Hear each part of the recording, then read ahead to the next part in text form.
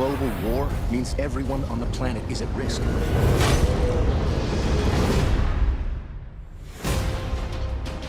You're gullible fools. Darkseid is playing you.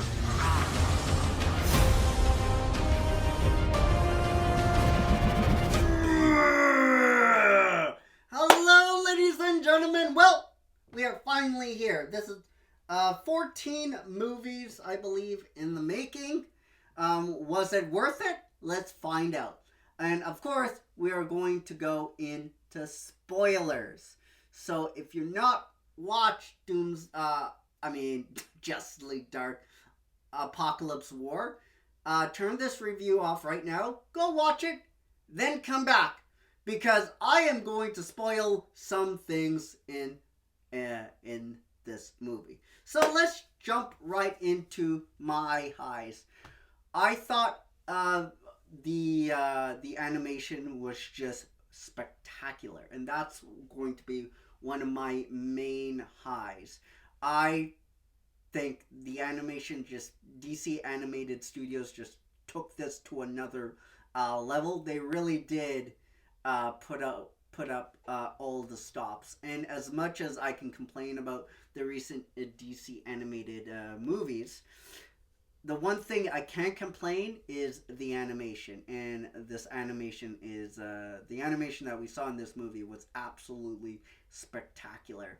The action also was really, really good. We got to see a lot of crazy stuff happen. Darkseid just wiping out people, him going to Oa, seeing Batman actually try to take out Damian. That was really cool. That was a really cool fight. Trident coming over and taking on Darkseid himself. That was amazing. That was incredible. All the interactions that all the other Justice Leaguers had with everybody was really cool as well. And this is a dark story. And dark things happened in this movie. But I really enjoyed all the action that we saw in this movie. I really enjoyed the animation as well. That's, like I said, that's one of my biggest highs with this movie. That's it. That's it. I would be bullshitting you if I put any more stuff into my highs. Other than that, I didn't think this was a really good movie at all. Now, you hear a lot of commenters and reviewers saying this is basically just DC's answer to Avengers Endgame and Avengers Infinity War and Avengers Endgame. That's the problem. DC Warner Brothers wants you to compare this to those movies, and it's not. That's comparing apples to oranges. All right. Marvel had over 20 movies, right? 20 movies of character development, storyline, all that kind of stuff, right? Characterizations, bringing characters in, developing all these characters that you actually cared about when stuff happened in both of those Avengers movies. Warner Brothers had, 14 animated, DC animated movies to work from, but there's a problem with that. None of those movies were any good. Hush, Batman Hush, that was crap. Okay?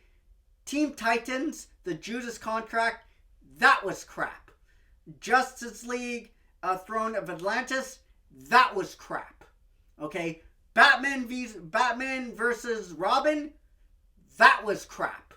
I can go down the line of how many, all those movies except Batman by Gaslight was any good.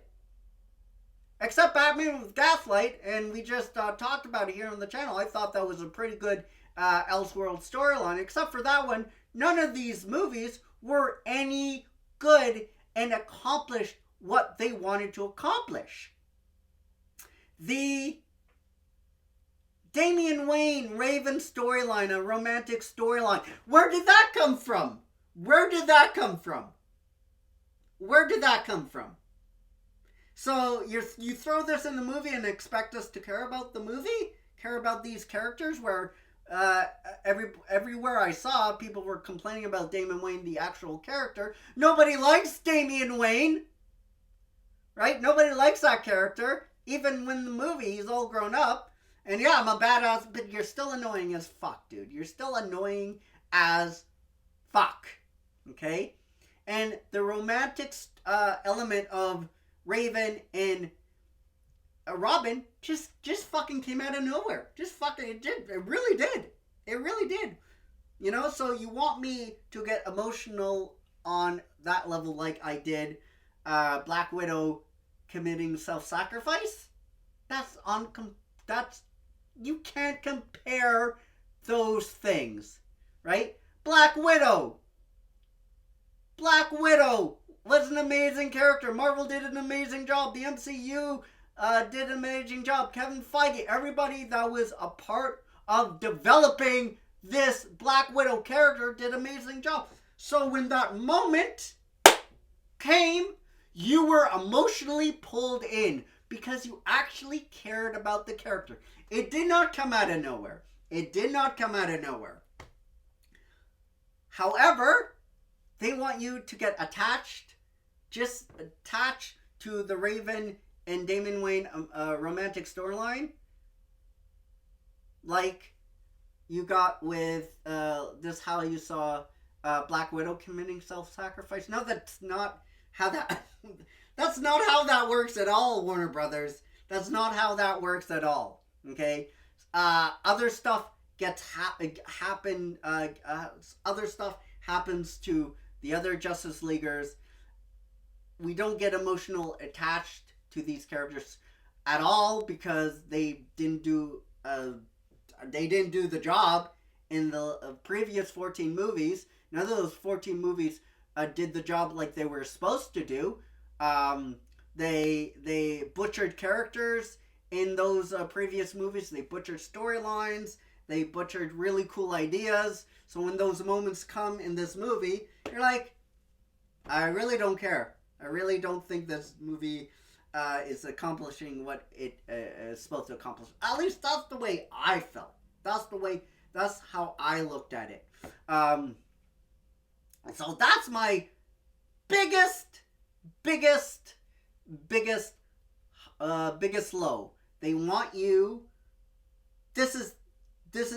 They want you to think this. Hey, this is our Infinity War, our Justice, our Infinity War, our Endgame. This is our equivalent to. No, it's not. No, it's not. Not even close, Warner Brothers. Not even close. So my second big low is Constantine. He's just so out of place in this movie. He is so out of place in this movie. It is not even funny. When he joins the Justice League, it's not even funny how much he's out of place. He swears, he curses, he smokes. It's just not even close. Not even funny how much he's out of place. They butcher characters. That's part of the my first biggest low. Give you guys an example. Atrakan.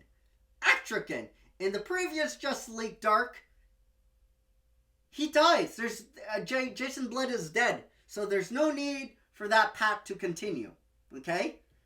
Atrakan is a part of Jason Blood. Jason Blood is a part of Atrakan. Okay? And the part of the character is he rhymes.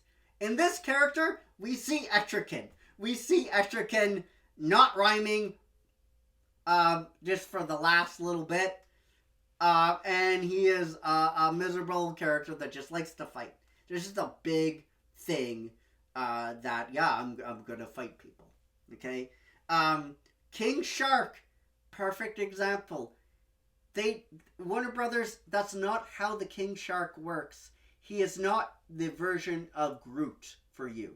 Okay, he's not your Groot.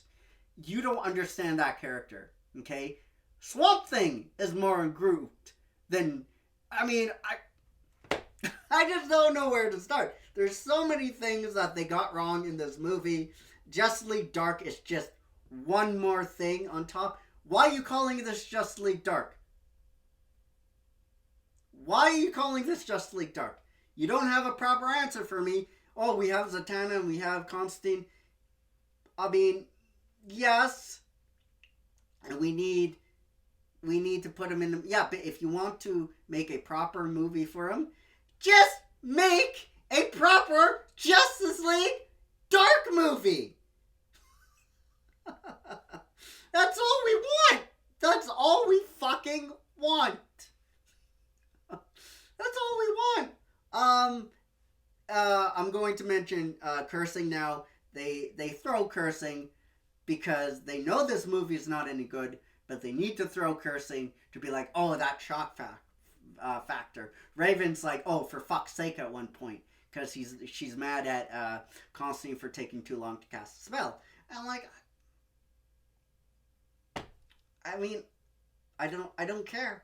I don't care. You haven't properly set up these characters from day one. So why are you expecting for me to be cared once I seen Flash being tortured and Cyborg and Cyborg Batman? You haven't properly set up these characters at all. You haven't properly did a good, even close. Once you start going down a road of saying this is our equivalent to Avengers Infinity War and Avengers Endgame. All right, so now you set the bar. So I'm going to compare that to that. Is it unfair? Yes. But I didn't say that. I didn't say this is their equivalent. You can see it all through this movie. That's what they were trying to reference with the King Shark, with the dark stuff. You know, dark stuff happens at the beginning. They try to... This mirrors that storyline to a T. Only one problem with that. It's not even close to being good. Not even close. So those are my highs. Those are my lows. So what's the score with Justice League Dark Apokolips War? I'm giving this a D. A solid D. That's what it deserves. This is Warner Brothers, again, not paying attention to their audience. This is DC, Warner Brothers infecting DC animated studio with their reactionary tendencies. They should have not said that. They should have not mirrored the storyline to a T. You can see all throughout this movie, and as much as Warner Brothers and DC wants to say, oh no, we were developing this movie far before Marvel developed Infinity War and Endgame. Well, you can just see it. I mean, King Shark says King Shark. King Shark's a shark. You can see the mirror perfectly. Bad stuff happens at the end. The villain wins, and then people rally at the beginning to take him down. What happens in Infinity War and Endgame? The big bad guy wins, and then they have to rally to fix everything and to beat him and to change the timeline. It almost mirrors perfectly. It almost mirrors perfectly. So I don't buy that horse shit whatsoever. And I'm giving it what it deserves. A solid D. So I want to know what you thought of Justice League Dark Apokolips War down below in the comments section. And I will see you all later. Say it with me, ladies and gentlemen, right here on my C TV.